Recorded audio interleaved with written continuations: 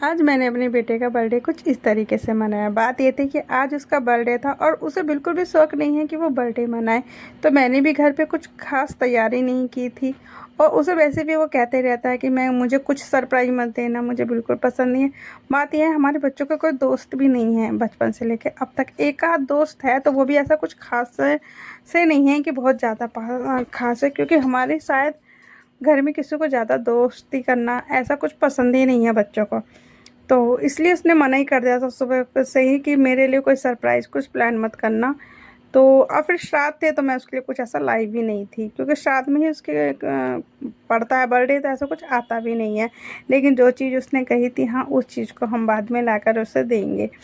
तो आज हमने उसका बर्थडे मनाने चली गई थी मैं होटल में। और होटल में भी वो मुझसे सुबह से पूछ रहा था, मम्मी क्या खाना बनाया, क्या खाना बनाया। तो मैंने उसे चिढ़ाने के लिए कह दिया कि लौकी चने की दाल बनाई है, खा लो। तो उसने मना कर दिया कि नहीं, मैं नहीं खा रहा।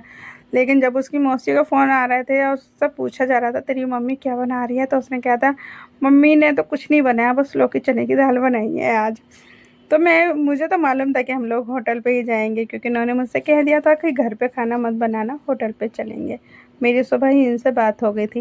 लेकिन जैसे ही आए तो हम लोग चले गए थे होटल पे। और फिर मैंने उससे कहा कि खाने में बताओ आज तेरी पसंद का खाया जाएगा। तो उसने कहा था कि कढ़ाई पनीर मंगा लो। आज हमने मखनी दाल नहीं मंगाई थी, पहली बार ऐसा हुआ था हमारे साथ कि हमने मखनी दाल नहीं मंगाई, साथ में बस सिर्फ कढ़ाई पनीर मंगाया, जो कि काफ़ी टेस्टी था खाने में। मुझे उम्मीद भी नहीं थी कि इतना टेस्टी होगा। खैर, हम लोगों ने खाना खाया और बिल पे किया। और लेकिन लास्ट में मेरे पति एक चीज़ नहीं भूलते हैं, वो है सौंफ खाना। इन्हें जब भी ये जाते हैं ना, तो इन्हें सौंफ सबसे ज़्यादा पहले चाहिए। तो इन्होंने पहले सौंफ मेरे बेटे को खिलाई, फिर छोटे को खिलाई, फिर इन्होंने मेरे मुंह में भी डाल दी कि तू भी सौंफ खा ले। इन्हें सौंफ सबसे ज़्यादा पसंद है, तो भर भर के हम लोगों ने सौंफ खाई। और फिर खुद इन्होंने खाई। और फिर मुझसे कहने लगे कि चलो अभी साइड में ना आइसक्रीम भी है, आइसक्रीम खाने चलेंगे। हालांकि मेरा मन बिल्कुल नहीं था आइसक्रीम का, तो मैंने इनसे मना कर दिया। और जब हम वहाँ पहुँचे, तो वहाँ पर वो ठेला खड़ा भी नहीं था जिससे हम आइसक्रीम खाते हैं।